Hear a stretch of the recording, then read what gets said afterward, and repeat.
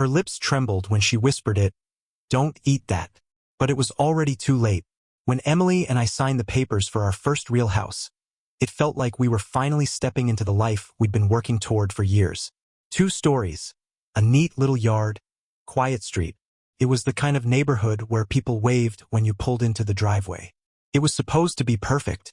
Then I saw who lived next door. Lisa, my stepsister.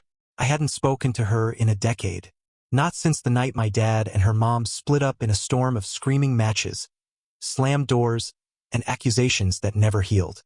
Lisa and I weren't blood, but for 5 years we'd lived under the same roof, competing for scraps of attention, pretending to be a family when we weren't. The last words we shared back then were poisonous. And now, of all people, she was my neighbor. Emily squeezed my hand the first time we spotted her in the driveway. "Maybe it's not so bad," she said. "New start, right?" I forced a smile, but I knew Lisa. She didn't do new starts. She did grudges. At first, she was unnervingly nice. Too nice. Popping over to welcome us. Asking if we needed tools. Dropping hints about neighborhood watch. It was like she'd erased every venomous word from 10 years ago. Acting like she'd always wanted to be my friend. I figured maybe time smoothed her edges. Maybe I was the one holding onto the past. Then came the cake. It was a Thursday evening. Emily was working late, and I was half settled on the couch, TV droning in the background. A knock rattled the door, and when I opened it, there she was, Lisa, smiling like we'd never missed a beat. "I baked," she said, holding out a plate with 2 slices of chocolate cake, neatly wrapped in plastic wrap. "Thought you might like some." I hesitated. Every old memory screamed at me not to take it. But my stomach growled, and I thought about how childish it would look to slam the door. So I muttered, "Thanks," and set the plate on the counter. She hovered a second longer, eyes flicking toward the living room like she wanted an invitation in. I didn't give her one. She finally left, and I sat down with the cake. 1 bite turned into 2, then 3. Rich, sweet, moist, it was good. Really good. I polished off a slice in minutes and left the second piece for later. When Emily came home an hour later, I was still licking frosting off my fork. "Where'd you get that?" she asked, dropping her bag. I gestured toward the counter. Lisa brought it over. Her face drained in an instant, like someone had cut the power to her body. She stepped forward, voice trembling. "Michael, don't eat that." I frowned. "What? It's just cake." "I mean it."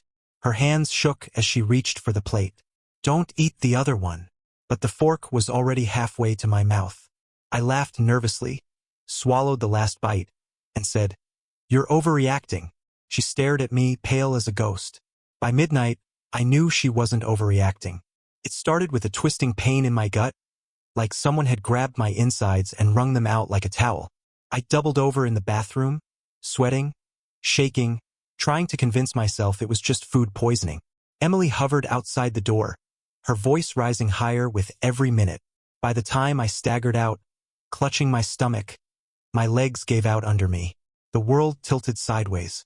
My heart hammered in my ears. I remember Emily screaming my name, dragging me toward the car, fumbling with her phone to call 911. I remember the cold air slapping my face as she half carried me into the ER. And I remember a doctor's voice, sharp and urgent. "Get him on fluids now." The ceiling lights blurred into a tunnel, and everything slipped away. When I woke up hours later, I was in a hospital bed, a needle in my arm, Emily gripping my hand so hard her nails dug into my skin. She was crying, but there was relief in her eyes. "You're alive," she whispered. I tried to speak, but my throat felt like sandpaper. The doctor appeared at the foot of the bed, flipping through a chart. "You're lucky. Whatever you ingested was enough to drop most men your size. You should avoid anything from that source again." My mind spun. I croaked out one word. "Cake." The doctor nodded grimly. "We'll run toxicology." Emily's hand trembled against mine. She leaned close and whispered, "I told you not to eat it." And in that sterile, humming room, I realized this wasn't about cake. This was about Lisa, and whatever game she was playing, it had almost killed me. The next morning, pale and sore, I was alive but not by much. My head felt packed with sand. My stomach still raw like it had been clawed open from the inside. Dr. Alvarez came in during rounds, holding my chart, his expression grave. "You're lucky, Michael," he said. "If you'd eaten much more of whatever was in that cake, you wouldn't be sitting here." The words sank in slowly. Lucky. I survived by inches. He explained that the labs would take time, but the initial tox screen suggested something foreign, deliberate. Not salmonella, not bad eggs. Something was put there. "Can't you report it?" I asked, my throat still rasping. He shook his head. "Not without direct evidence. Unless we know what was ingested, and unless you can connect it to the source beyond doubt, there's nothing to take to law enforcement. For now, treat it as a serious incident. And don't take food from that neighbor again." That night's forkful of chocolate weighed heavier than any iron chain. Emily was quiet until we got home later that afternoon, the discharge papers in her hand. I could feel the words boiling inside her, and finally, she let them spill. "Michael, I didn't tell you everything." She dropped her purse on the counter and sank into a chair. Her eyes were hollow, her voice low. "The neighbors warned me, before we even moved in." I froze. "Warned you about what?" "About Lisa." She swallowed hard. "They said the family who lived here before us left suddenly. They'd been happy, settled. Then, things started happening. Harassment, anonymous letters. Pets are going missing. Their little boy's dog was poisoned, and the wife, she swore someone tampered with her meds. They couldn't prove anything, but they were terrified. So they sold cheap and ran." I felt my skin crawl. "And you never told me this?" "I didn't want to scare you. I thought it was gossip. But last night," her voice cracked. "Michael, I thought I was going to lose you." For the first time in years, my estranged stepsister's face wasn't just an old memory of a bitter teen. It was a predator's mask. The next day, I decided to confront her. Not like a police officer, not like a victim, but casually, like a neighbor. I saw her trimming her roses, pruners in hand, humming like she didn't have a care in the world. I leaned on the fence. "Hey, Lisa. Thanks for the cake." She smiled too brightly. "Of course. Thought I'd welcome you properly." I let my eyes linger on the hedge, then back on her. "Funny thing. Ended up in the hospital last night. Doctor says I might have been poisoned." Her smile froze. Then she laughed, too sharply. "Michael, that's ridiculous. Are you seriously suggesting I'd poison you? What kind of monster do you think I am?" I held her gaze. The kind who'd bring cake to someone she hasn't spoken to in 10 years. Her face flickered. Not guilt, offense. "Wow. Okay. I try to make peace, and you twisted into this? You haven't changed at all." She turned back to her roses, slicing through the stems with a little too much force. "If you don't want neighborly kindness, fine. Don't expect any more."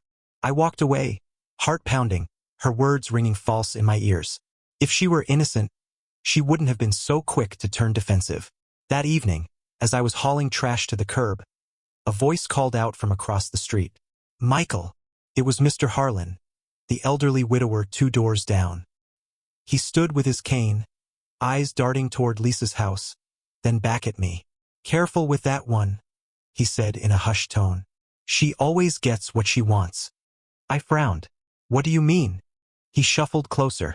"I've lived here 30 years. Seen families come and go. She's been after your house for years. Told anyone who'd listen she wanted it for her boy when he grew up. Couldn't afford it, but she had patience. Too much patience. When she sets her eyes on something, people disappear. One way or another." His gaze was steady, haunted. "You think I'm just some old fool? But I've seen enough to know. Don't underestimate her." I thanked him, but my stomach turned colder than the night air. Back inside, Emily was already packing a box with clothes. "We should leave," she whispered. "We can sell, find someplace else. I can't live with her breathing down our necks." No, the word came out sharper than I intended.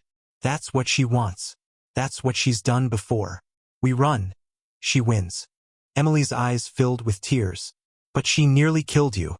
"Which is exactly why I'm not giving her the satisfaction." My fists clenched around the back of the chair. "She wants me gone, fine. She'll have to work harder than that. This is our home now, and I won't let her drive us out." Emily looked at me like I'd gone mad. Maybe I had.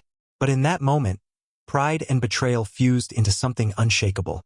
Lisa thought she could poison me into silence. She was wrong. Days passed, but I couldn't shake the feeling that every smile from Lisa hid sharpened teeth. She'd wave when she saw me outside, cheerful as any suburban neighbor, but her eyes lingered too long, like she was daring me to blink first. Started small. One morning, I walked out to find our trash bins tipped, garbage scattered across the lawn. At first, I blamed raccoons, but then it happened again, twice in 1 week. Bags ripped open, coffee grounds sprinkled over the driveway, meat packaging torn and smeared across Emily's car tires. Emily's jaw tightened as she scrubbed the smell from the concrete. "This isn't random," she muttered. I wanted to agree, but I forced myself to stay level. Could be kids. Could be animals. She shot me a look. And the animals also keyed my car? That was the second escalation. A long, deliberate scrape carved across her driver's side door. Not deep enough to require a new panel, but enough to sting. Enough to feel personal. Then came the nights. Odd knocks echoing through the quiet, always between 2 and 3 in the morning. Never more than 3 raps, always gone before I got to the door. I'd stand on the porch in the cold, scanning the shadows, but the street was empty. Only once did I catch a glimpse. A figure across the yard, standing just beyond the glow of the street lamp. Too small to be Lisa, taller than a child but lanky. The next day I saw him, Jake, her son. 14, maybe 15, hanging by the fence with his bike, staring at our house like it was a puzzle he'd already solved. I walked over. "Need something?" He didn't answer, just smirked and pedaled away. The paranoia sharpened when Emily came back from the mailbox, her hands shaking. "Michael, something's wrong." She dumped a pile of envelopes on the counter. Utilities, sure. Junk mail, the usual. But the gaps were obvious. "Where's the electric bill?" she asked. "Where's the insurance renewal?" "I've been waiting on a letter from HR. We called the companies. All of them swore the bills and documents had been sent, which meant they'd been taken." My stomach nodded. "She's tampering with our mail." Emily clutched her head. "That's federal. That's unprovable." I cut in, the anger sour on my tongue. "She won't get caught. She never does." Still, I wasn't going to sit quietly. I started reaching out to other neighbors. At the block barbecue, in passing conversations, anywhere I could slip in a warning. "Watch Lisa," I told Mrs. Henderson across the street. "Keep an eye on your mail. She's not who she seems." But each time, I was met with polite smiles, awkward nods, and conversations that ended a little too quickly. Word spread, not about Lisa, but about me. By the 3rd week, I noticed the shift. Mr. Harlan, who once whispered warnings, now avoided eye contact. Parents ushered their kids inside when I stepped out. Even the mailman barely nodded anymore. Emily confronted me one night after dinner, her voice trembling. "They don't believe us, Michael." She's spinning it. I heard her talking to Sarah from 2 doors down. "Said you're unstable. Said you've been harassing her." I nearly dropped my glass. "She what?" Emily nodded, tears welling. "She told them you've been accusing her of poisoning you because you're bitter about your family. She's painting you as paranoid. And they're listening." The room tilted. Lisa had struck first, shaping the narrative before I could. Now I was the crazy one, the unstable husband, the angry stepson. That night I lay awake, listening to every creak of the house, every gust rattling the shutters. The weight of it pressed down harder than the sickness had. "She's doing it again," Emily whispered beside me. "Exactly what she did to the last family, breaking us down piece by piece until we run." Her words clung to the dark, and I knew she was right. The isolation wrapped tighter with each passing day. No friendly waves from neighbors, no borrowed cups of sugar or backyard chatter. Only the silent, watchful eyes of Lisa and her boy across the fence. One morning, I saw her out front, trimming those roses again, humming like nothing in the world could touch her. She glanced at me and smiled. Sweet, innocent, neighborly. But her hand tightened on the shears until the wood of the stem cracked in half. Emily wanted to pack. She begged, "Please, Michael, let's just go. This isn't worth it. She's won before. She'll win again." But I couldn't. Pride, anger, betrayal, they welded me to that house like iron. "No," I whispered. "She thinks she can push us out. She's wrong. This time, She picked the wrong target. I stared across at her perfect lawn, her perfect roses, her perfect little smile, and I swore I saw the predator underneath. The trap was tightening, but if she thought we'd break like the last family, she hadn't seen how far I was willing to go. One night, after another round of sleepless hours, Emily said the words that shifted everything. If she plays dirty, so do we. I stared at her in the dim glow of the kitchen light. The circles under her eyes were as deep as mine. Her hands wrapped around a mug of coffee that had gone cold hours earlier. She wasn't joking. She wasn't venting. She meant it. I wanted to argue, to say we weren't like Lisa, that we wouldn't stoop that low. But the words never came. My silence was its own admission. We were already living in her shadow. Every knock, every whisper, every scraped car door reminded me that we were losing, inch by inch. So I nodded. All right, we fight fire with fire. The first move was simple: fear. If Lisa wanted us to feel watched, we'd make sure she felt it tenfold. Late one evening, while Emily kept watch from our window, I slipped across the street. I taped a small, hand-drawn eye to her mailbox. A crude little sketch, barely bigger than a coin. To anyone else, it was meaningless. To her, I hoped it would scream, "Someone is watching." The next morning, I saw her yank the paper free, her lips pressed tight. She scanned the street, then crushed it in her hand before going inside. A seed planted. From there, we escalated carefully. Emily typed out notes on our old typewriter, borrowed from her dad years ago, still clunky and loud. The keys left a mechanical bite in every letter, impossible to trace back to a printer. We kept the messages vague, just like hers always were. "You don't belong here. It's not safe for you anymore. Your son deserves better." We left one on her porch, tucked under a flower pot. Another we taped to her back gate. The trick was timing. Always when her lights were off, always when she wouldn't catch us in the act. And it worked. By the third note, Lisa's mask began to slip. She wasn't humming in her garden anymore. She wasn't waving at neighbors with that sugar-coated smile. Instead, she lingered at the edges of her property, scanning bushes, peeking through blinds. The predator was starting to feel hunted. Emily had her own idea. "Jake's the key," she whispered one night. I frowned. "He's a kid. He's her weakness," she said, "and maybe her blind spot. If he starts to doubt her, she'll crack faster." So she made it casual. When Jake lingered by the fence, Emily went out with lemonade and offered him a glass. At first, he was standoffish, guarded the way kids are when they've been told to hate someone. But Emily didn't push. She talked about safe things: school, sports, movies. One afternoon, as he leaned against his bike, she dropped the seed. "You know, sometimes adults do things that hurt us, even when they say it's for our good." He shrugged. "Like what?"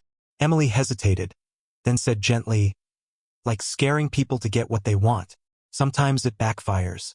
Sometimes it hurts the people they love, too." Jake didn't respond, but I saw the shift. His eyes narrowed, not at Emily, but at some memory that flashed behind them.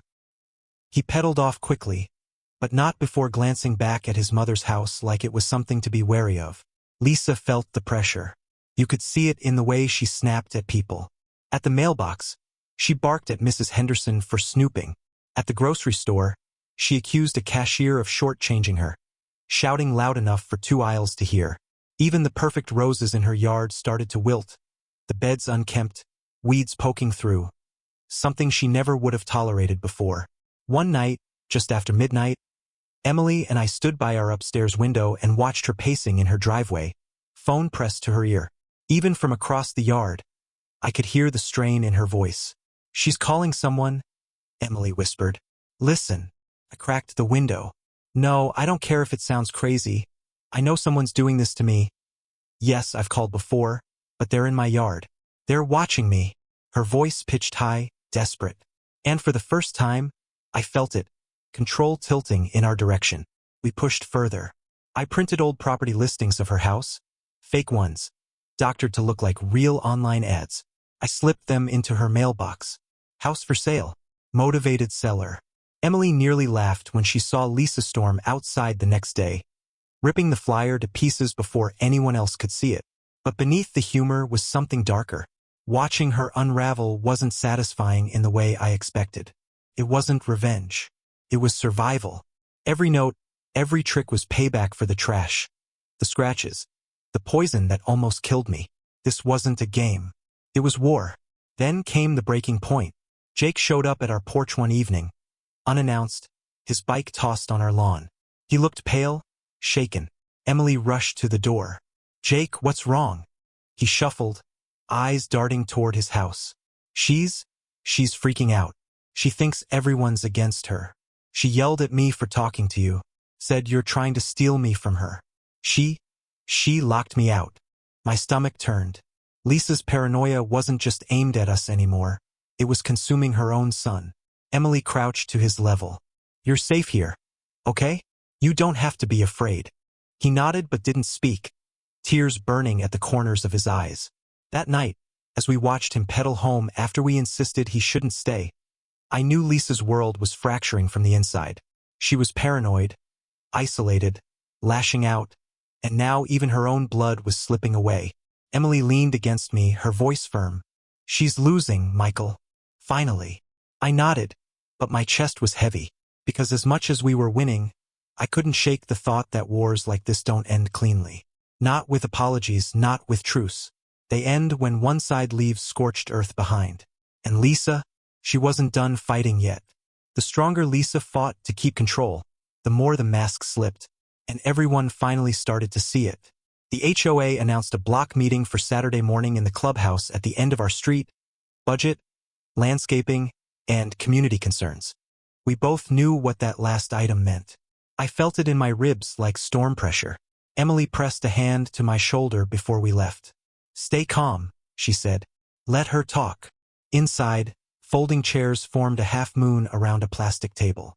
Coffee in cardboard boxes, powdered donuts. People who had stopped waving at me filed in anyway, because spectacle beats silence. Lisa arrived late, sunglasses on despite the fluorescent lights, Jake trailing her like a shadow. She took the chair dead center. Mrs. Henderson ran through the boring stuff first. Sprinklers, fence repairs, until she reached community concerns and glanced at Lisa. "You asked for the floor?" Lisa stood, palms open like she was blessing a congregation. "I hate to bring this up, truly," she said, voice syrup smooth, "but we have a safety issue. My step-sibling," she angled a smile toward me, "has been harassing me." A few heads turned. I kept my face neutral. She continued, words picking up speed. "Anonymous notes. Someone in my yard at night. False listings about my house for sale. And last week She gestured with both hands as if juggling lies. "He left a threatening letter taped to my son's window." Murmurs. Mr. Harlan's cane ticked once against the tile. Emily's fingers pressed into my forearm. "Don't bite." I raised a hand. "Can I respond?" Lisa cut in before anyone could nod. "He's been unstable for years," she said, warmth melting off her voice. "You all remember the hospital ambulance? That wasn't food poisoning. That was him looking for attention. That did it." Rage surged up my throat, but I swallowed it down. "My toxicology test. Where is it?" She snapped, loud enough to draw a gasp. "Because I never saw it." "I didn't show it to you, Lisa," I said evenly. "You aren't my doctor." She laughed, too sharp. "Of course you didn't. Because there isn't one." Mrs. Henderson stepped in, palms out. "Let's keep this civil." Lisa pivoted to certainty. The notes were in his handwriting. A beat of silence. I let it hang. "You just said they were typed." Her mouth opened, closed. "They were both." I watched faces turn. Confusion first, then something cooler. Doubt. Mr. Harlan cleared his throat, the sound like gravel. "I saw her at 2 in the morning," he said, voice steady. 3 nights ago. She was at the side gate with a flashlight. Lisa's head snapped toward him. "I was looking for my cat." "You don't have a cat," he said. She blinked. "I meant my neighbor's cat." Someone coughed a laugh. It ricocheted around the room and died. She reloaded. "Michael has been skulking past my yard." "Interesting," I said, keeping my tone mild. "Because last week, during one of your 2 a.m. complaint calls, you told dispatch I was standing in your kitchen. Quite a trick." A ripple went through the chairs, small, but real. People didn't look at me differently yet. But they weren't looking away anymore. Lisa felt it. Her shoulders tightened. The mask strained. She spun toward Jake like a stage cue. "Tell them," she demanded. "Tell them you've seen him creeping." Jake's eyes flickered. I don't." "Say it," she barked. And when he didn't, her fingers clamped around his wrist. The sound of it, skin against skin, a grip too hard, popped in the hush. Neighbors flinched. Mrs. Henderson stood. "Lisa." Lisa released him too late. The impression of her hand bloomed red on his arm. Jake cradled it against his chest and stared at the floor. Sympathy moved through the room like wind finding an open door. Emily spoke without raising her voice. "Jake, would you like to sit with us?" He didn't answer, but he slid his chair 2 inches away from his mother's. It was only 2 inches, but it was a mile. Lisa tried to recover. "He's just tired. Exams. School's out," Mr. Harlan said. Another laugh, soft, unbelieving. Lisa's breath hitched. She felt the ground tilt. She tried one last throw. "This is a smear. He's obsessed. He wants me gone." I kept my eyes on the tabletop. "You said it yourself when you brought the cake," I murmured. "We should get along, for Jake's sake." I lifted my gaze to hers. "This doesn't look like getting along." Mrs. Henderson closed the meeting with a diplomatic, "Let's all be thoughtful neighbors." It sounded like a prayer she didn't believe. The chairs scraped back. People didn't crowd around me, not yet. But they didn't rush to her either. Several glanced at Jake. More than one mouth tightened at the sight of his wrist. Outside, the sun knifed across the pavement. Lisa stormed past us, dragging Jake by the sleeve. He wrenched free. She whirled, fury unmasked, and hissed. "After everything I've done to protect you." He didn't wait to hear the rest. He jogged ahead, shoulders hunched. "We didn't escalate with danger. We escalated with memory. We mirrored the things people whispered she'd done so often. She heard them even when she didn't. The knocks she loved? We built a timer with a cheap battery-powered door chime tucked in the hedges along her side yard. Tapped the wood 3 times at 2:17 a.m., then went dead. No wires. Nothing to find. The anonymous letters? We used the typewriter again, but this time we folded the pages and slid them into her recycling bin, not her mailbox, close enough to read, far enough to be legal trash if anyone asked. "You don't feel safe, do you? It's turning, isn't it? The pet drama rumor?" We left a humane motion-activated cat deterrent sprayer near her lawn edge. When she stepped out to get her mail, a harmless puff startled her and hissed. She screamed, scanned the bushes, and saw nothing. The next morning, she hung an angry sign. "No trespassing. Armed homeowner." It trembled in the wind. We never crossed into crimes. We didn't need to. Her mind did the heavy lifting, and then the neighborhood helped without meaning to. Mrs. Henderson posted in the HOA group about late-night disturbances and unnecessary drama. Carefully worded, but everyone could read the subtext. Mr. Harlan, God bless him, replied with a single line. "Some folks bring trouble with them." People reacted with thumbs up and hearts. Lisa posted a furious paragraph. "I am under attack. These people are lying. I will sue." It sat there with 3 likes. 2 of them her own accounts, 1 Jake's, probably out of habit. A delivery driver misdelivered a package to her porch, an ordinary mistake, but she exploded at him, voice shrill enough to bring cameras to windows. "Stop spying on me. Stop bringing things here," she shouted, shoving the box back into his hands. He retreated, shaking his head. That afternoon I saw a sign I hadn't seen before. A small, discreet placard at the base of her roses, protected by 24/7 surveillance. The cameras went up next. Cheap, obvious, pointed in too many directions, blinking red like panic lights. Emily leaned on the fence and whispered, "She's drowning. Let her flail," I said. The words came out colder than I expected. A part of me recoiled. Another part nodded. Betrayal makes you into someone you don't recognize. 2 nights later, we were woken by shouting. Not knocks this time. Voices. We pulled the curtain back a sliver. Lisa stood in her driveway, robe flung open like a flag, arguing with 2 neighbors we barely knew. "Keep your kids out of my yard," she snapped. "I know what you're doing." The younger neighbor, a man in a baseball cap, lifted both hands, baffled. "We're walking home from a movie, Lisa." She took a step forward, jabbing a finger into his chest. He flinched. His wife tugged his arm, eyes warning. Don't. Porch light clicked on. Another. The block woke up and watched. Jake slipped out behind her, hovering on the edge of the scene. She spun on him too. Get inside, he said, very softly. You're embarrassing me. She slapped him. Not hard, not cinematic. The day the moving truck pulled up, I stood at the window, unable to believe it was real. After months of whispers, poison, and mind games, Lisa was leaving. Not on her terms, never on her terms, but scrambling, muttering, chasing shadows that she herself had cast. I'd seen the signs coming for weeks. The frantic rants on the HOA forum, the trembling voice when she accused random neighbors of stalking her, the way Jake had started walking home from school with anyone but her. Still, seeing the truck back into her driveway felt unreal, like watching a snake slither out of the house you've been trapped inside. Emily joined me at the window, coffee mug in hand. You think it's really happening? I nodded, though my chest was tight. She doesn't pack boxes just to bluff. We stepped outside, pretending to check the mailbox, but really we just wanted to see it with our own eyes. Lisa was darting back and forth between her front door and the moving van, arms full of haphazardly packed boxes. She didn't even look at the labels. Some were clothes, some kitchen stuff, others just random junk scooped into cardboard. Jake dragged his own suitcase down the porch steps, shoulders hunched, his eyes locked on the ground.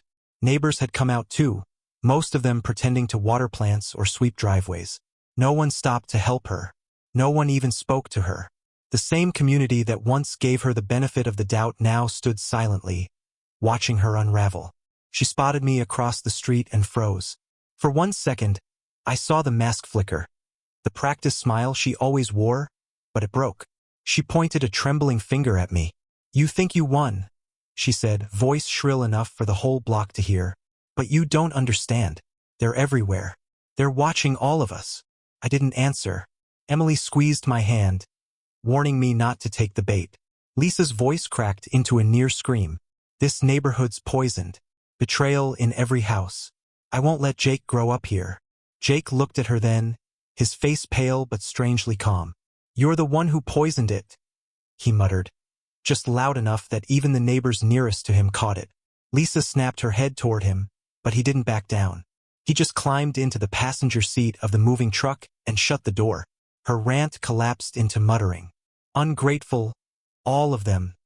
Snakes in the grass. She stuffed the last box into the van and slammed the door so hard it rattled. The driver revved the engine. Lisa gave one last look at me. Eyes bloodshot, smile gone, the predator finally stripped of its fangs. This isn't over, she hissed. But it was. Everyone watching knew it. The truck rolled forward, Lisa's taillights glowing dim in the late afternoon sun. They shrank down the road until they disappeared completely, leaving only silence in their wake. Emily leaned her head against my shoulder. She's gone. For the first time since we'd moved in, I let myself exhale without fear. The house, the dream we'd bought together, finally belonged to us, without shadows on the other side of the fence. It wasn't a victory in the way I'd imagined. There were no police reports, no courtroom wins, no neat ending tied up with a bow. Just survival. But sometimes, survival is the sweetest revenge. That night, we ate dinner by the window, the space across the street sitting dark and hollow. Every bite tasted clean, free of suspicion. The laughter Emily managed to coax out of me wasn't forced. It was real. I hadn't felt that in months. As I watched the empty driveway where Lisa once stood, I realized something else. She had tried to poison us out of our home, to make us run. But in the end, she was the one who ran. That was enough. For the first time in a long time, the house felt like it was truly ours. Hey, what would you have done if your own step-sibling tried to poison you just to steal your home? Do you think Michael and Emily went too far fighting her with her own methods? Or was that the only way? Drop your take in the comments, and if you want more twisted betrayal stories, make sure to hit subscribe so you don't miss the next one.